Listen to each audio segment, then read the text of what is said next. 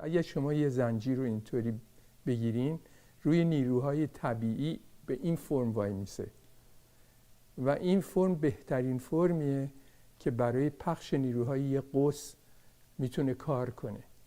ساسانی‌ها مسئله انتقال نیروها رو از این متوجه شده بودند و طاق کسری رو با این فرم ساختن.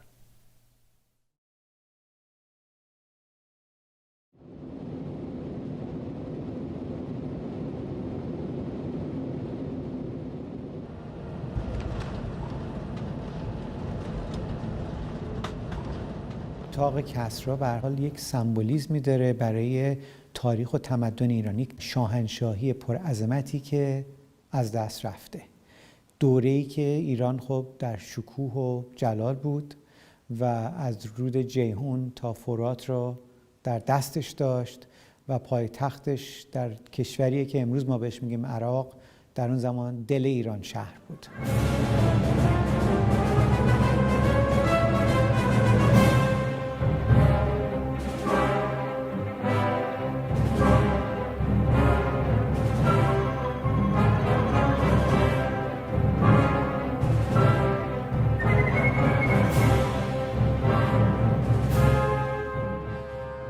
A landmark in the history of architecture, the only visible sign of the city of Ctesiphon, one of the capitals of the Persian Empire during the Parthian and Sasanian dynasties.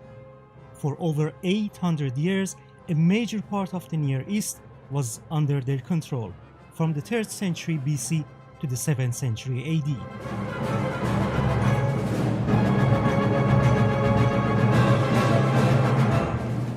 Taq Kasra, or Eiwan of Khosrow. The palace witnessed times of both glory and downfall of the Sasanian Empire, a kingdom which was larger than its only rival, the Roman Empire, at its height. The iconic palace of the Sasanians was gradually neglected following the Arab invasion of Persia in the 7th century AD, a turning point in the history of the region which spread Islam throughout Persia, usurping the indigenous religion Zoroastrianism.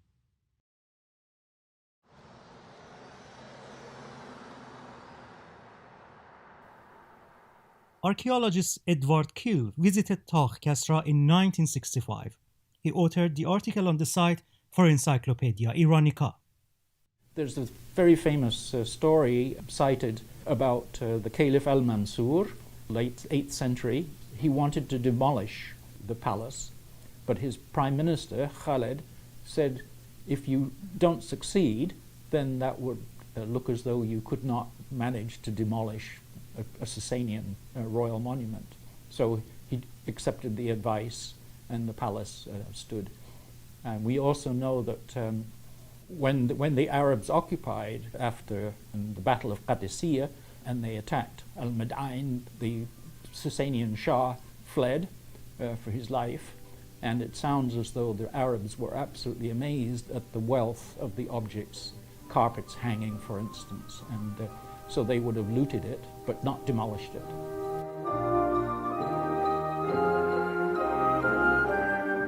The palace survived.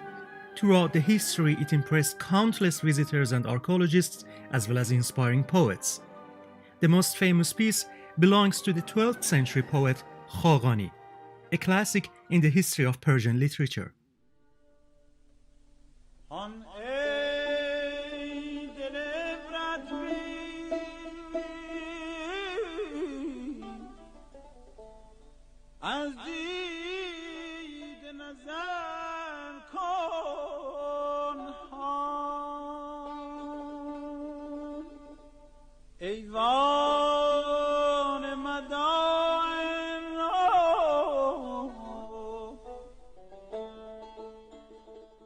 Taq Kasra ist sozusagen das Wahrzeichen von Ctesiphon. Es ist zugleich auch das Wahrzeichen oder ein Zeichen für Größe.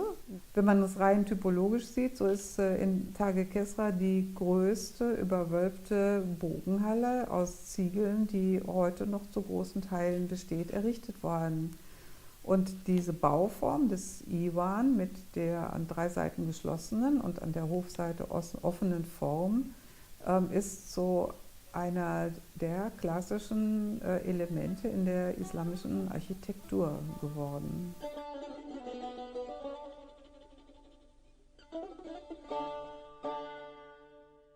مسئله ایوان در معماری ایرانی خیلی مهمه. در حقیقت یه اتاقه که توی هوای آزاد دیوار نداره. حالا اونجا هم اون وقتا هوا یه طوری بوده یا در فصولی اینطور بوده که اونا میتونستن از این قوس استفاده کنن به جای یه اتاق تشریفاتی.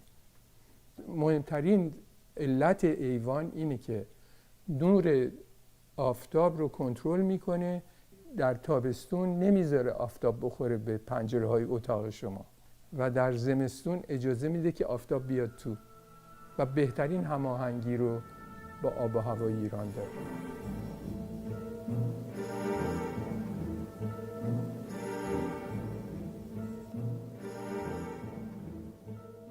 متاسفانه من فکر می‌کنم منابع فوق‌العاده کمن و باید تاریخ‌دونا سعی کنن یک بازسازی کنن از این گذشته تیسفون و بعد اهمیتش برای خود منطقه و اهمیتش برای این شاهنشاهی ساسانی به عنوان یکی از پرجمعیت‌ترین شهرهای و مکانهای دنیای اواخر دوره باستان.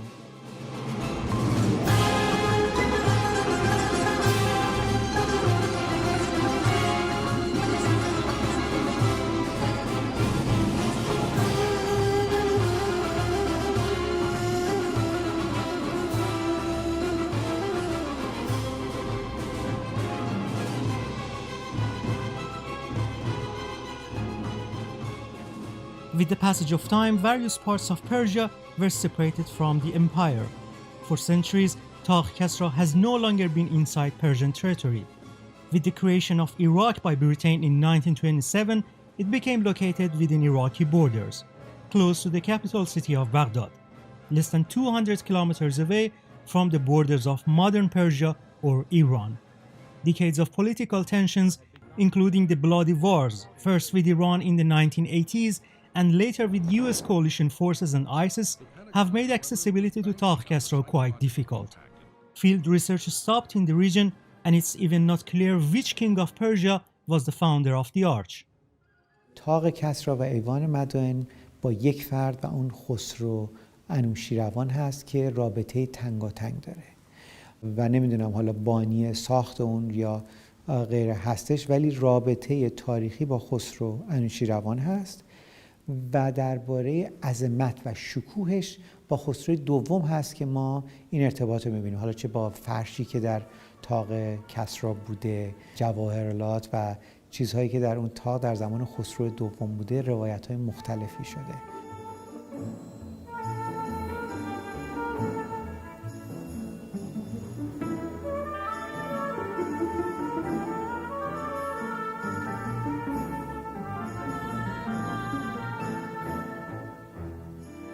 I'm in fact in favor of attributing it to Shapur, and I take that because there's a Pahlavi chronicle, the Khudai-nama, where it is said that Shapur built the Eivan. The Pahlavi text is quoted by Hamza Isfahani. The attribution to Khosrow really comes from a Greek writer, Simokata, who like many Western writers, has a very Western bias. Southward from Baghdad looms a great ruin resembling an abandoned Zeppelin hangar. It is the famous Arch of Ctesiphon, dating from early Christian times, a marvelous example of human ingenuity which has puzzled engineers throughout the world.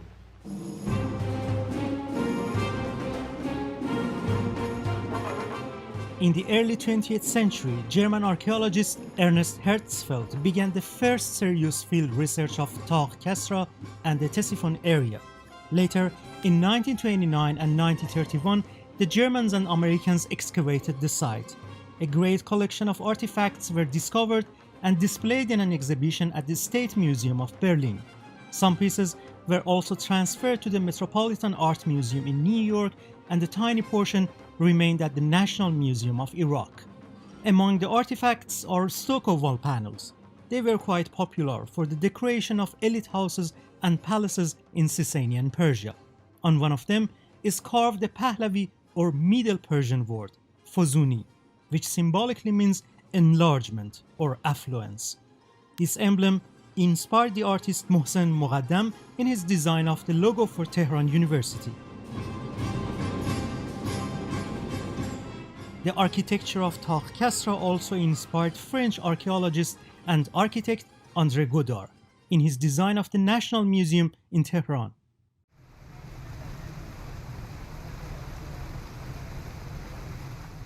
The establishment of the National Museum was part of the modernizing and nation-building agenda of the reign of Reza Shah.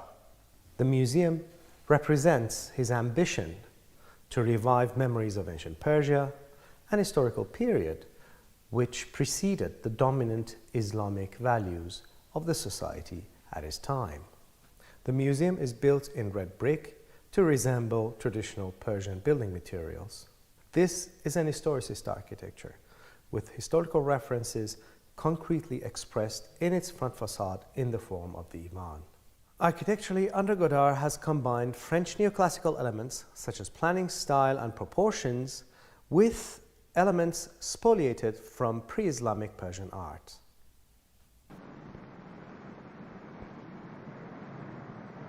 Later in the 1960s, the Persian government decided to build a national monument in Tehran.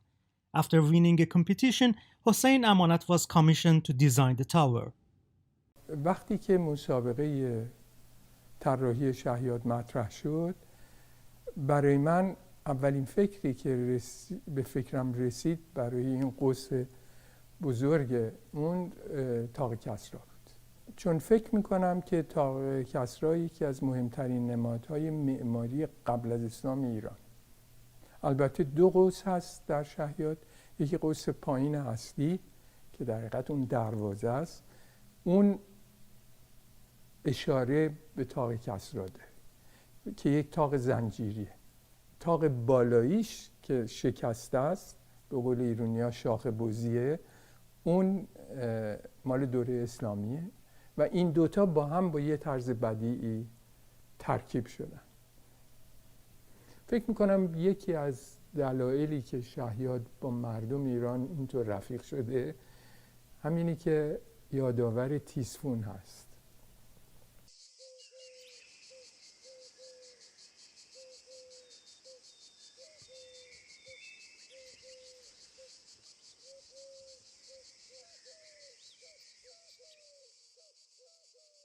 The design of Taq Kasra has inspired many, but what was the source of inspiration for those who designed Taq Kasra itself? Neither a plan nor a text is left from that time, as the royal archives and libraries were destroyed during various wars. However, some archaeologists see influences from the architectural style of the Parthians, the dynasty that ruled Persia before the Sasanians.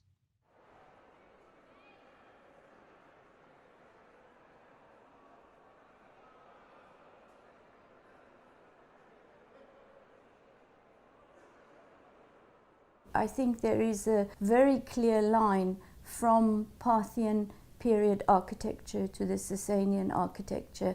What you see at Taq Kasra with the vaulted Eivan opening into a large courtyard, has its inspiration really in Parthian architecture, and the best example here really is the Parthian palace at Ashur dating to the 1st century AD, and you have it also of course then a century later at Hatra in northern Mesopotamia. But it is not just the architecture, it's also the architectural decoration that is very much the same. For example, at Ashur you find these magnificent plaster decorations, vine leaves and scrolls that decorated the facades of the palaces, and you have that of course at Taq Kasra, but then again you also find it at Qala Yazdegerd in the Parthian period in the 1st century AD.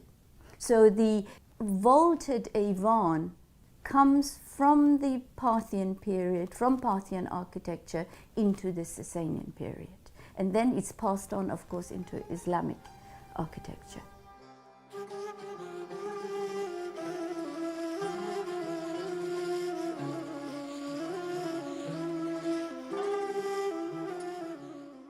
The Parthians built their famous monuments after Alexander's invasion of Persia. In this period, various elements of Greek art are visible. Some archaeologists believe that such elements can be traced in the architecture of Taq Kasra as well. The 7th century Byzantine historiographer Simokata writes, it's said that Emperor Justinian sent Greek stones as well as architects, and they built the royal palace in the Byzantine manner. I think that is a classic example of Eurocentric bias, simply because the Western sources have more information. We certainly know of the tradition that the Emperor Justinian sent marble and it's to help decorate, but when the Italian mission in 1964 did some sondages in the Great Hall, they found no evidence of or no traces of these marble slabs. And furthermore, the arch itself is actually a classic Persian kind of form.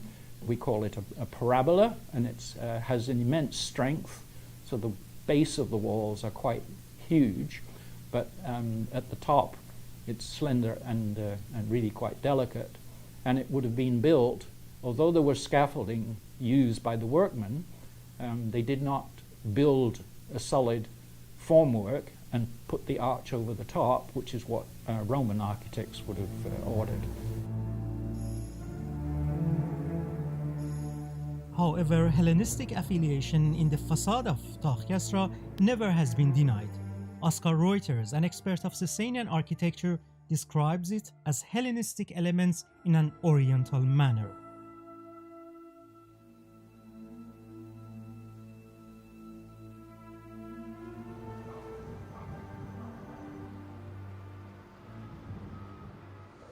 العراق كان مشغول باهتمامات أخرى غير اهتمامات بالمواقع الأثرية والتراثية والثقافية. كان مشغول بالحروب، لذلك لم تكن هناك اهتمامات أو تركيز على الجانب الثقافي والتراثي بالمعنى وبالمستوى المطلوب. الآن بعد سقوط النظام السابق بدأنا بالتركيز على تسجيل هذه المواقع، والحمد لله بدأنا بتسجيل مواقع سامراء وقلعة أبيل والأهوار التي تشمل 7 مواقع، 3 منها ثقافية و4 طبيعية، والقائمة التمهيدية طويلة. نعمل الآن على تسجيل بقية المواقع الأخرى إن شاء الله.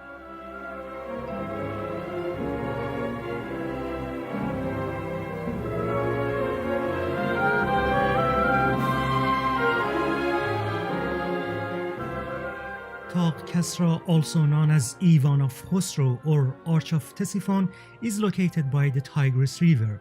In the late 19th century, a huge flood caused serious damage to its left facade. The Iraqi Ministry of Culture began rebuilding this part in 1977. However, the operation was halted due to the beginning of the Iraq-Iran war. Iraqi dictator Saddam Hussein used to express his anti-Persian sentiments quite publicly. During the 8-year Iraq-Iran war, he made Taq Kasra a tourist attraction. Saddam also built a panorama and organized sound and light shows to reconstruct the victory of Muslim Arabs over the Persian army in the 7th century AD. All equipment were destroyed or looted during the US invasion in 2003.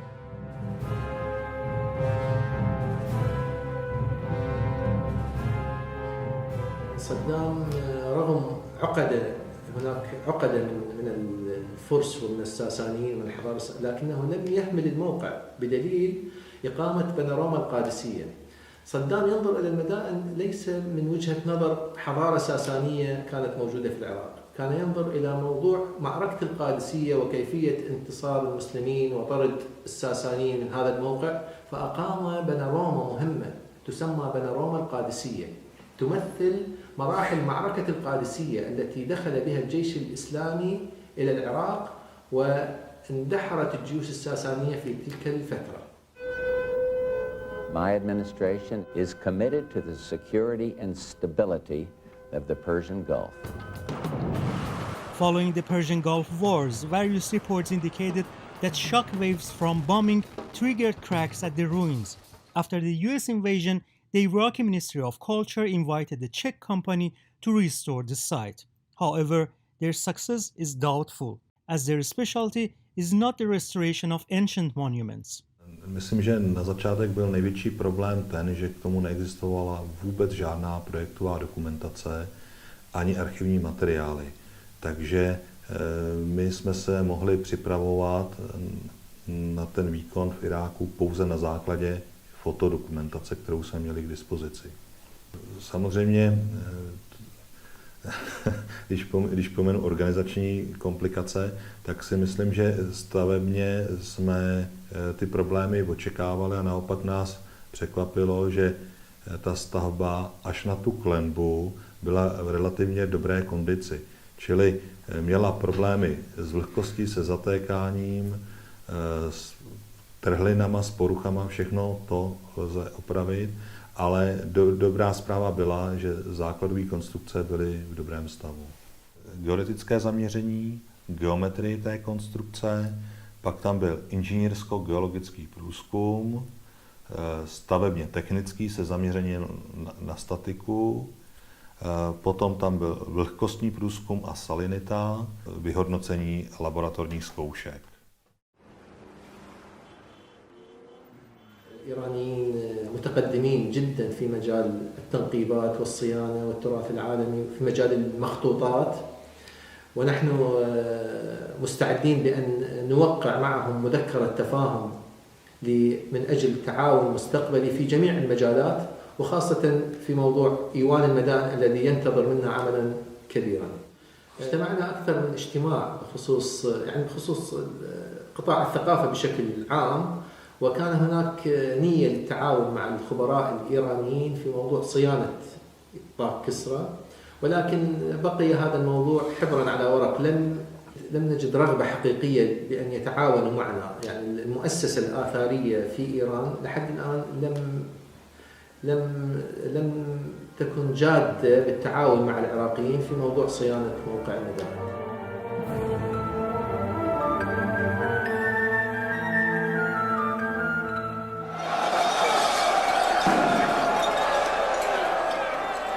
Following the 1979 Islamic Revolution in Persia, the authorities tried to brainwash the new generations into believing that pre-Islamic Persia was full of injustice and oppression. Fortune and equality, they said, were brought by Islam. Such efforts, however, were not successful and often created extreme interest in ancient Persian history. Prostration before the tomb of Cyrus, the founder of the Persian Empire in the 6th century BC, can be seen as just one of the strong reactions against ideological efforts to Islamicize Iran. The government also promoted an Islamic hadith or narrative, which indicates that the moment Prophet Muhammad was born in the 6th century AD, the arch cracked. تا اونجا که ما می‌بینیم همچین حقیقتی نمیتونسته وجود داشته باشه، چون بیشتر شبیه یک معجزه است. مثلا در متون عربی برای مثلا فتوح هم ما این معجزه ها رو داریم که مثلا یک ارتش کوچک مثلا پابرهنه یک ارتش مجهز بزرگ رو از بین میبره. این بیشتر قسمتی از رجزخوانی هست که در سنت های مسیحی وجود داره و میدونیم که به وفور در سنت اسلامی هم این داستان ها روایت شده که در لابلای منابع تاریخی و مسائل تاریخی یک رنگ دیگه‌ای به آنچه که گذشته بده.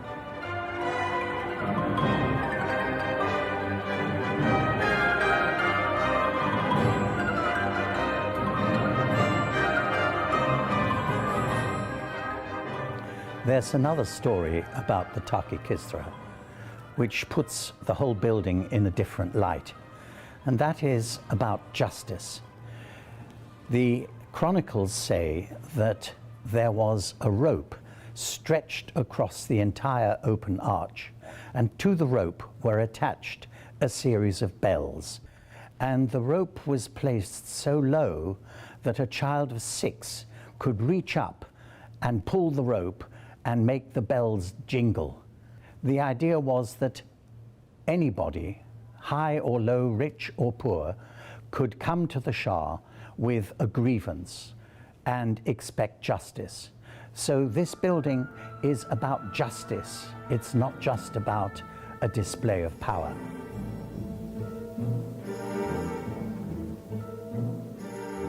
Beside Taq Kasra, the little town of Salman Pak is located.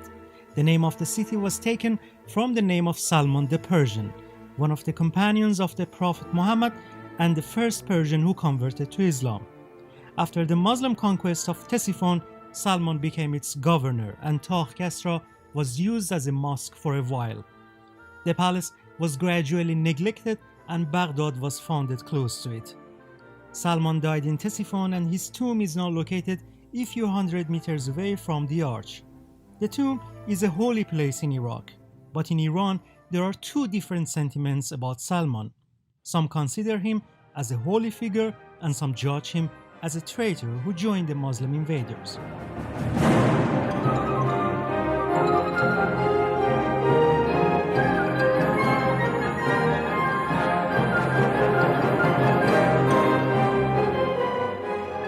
Beside the ruins of Taq Kasra is another tragic sign of the non-stop wars in Iraq. A popular museum was looted shortly after the US invasion in 2003. Taq Kasra has survived the Muslim invasion, the Tigris flood, and US and ISIS attacks. It has become void of its royal Persian carpets and the rest of Sasanian's legendary wealth. However, its ruins still remind one of the glory of one of the greatest empires of the ancient world.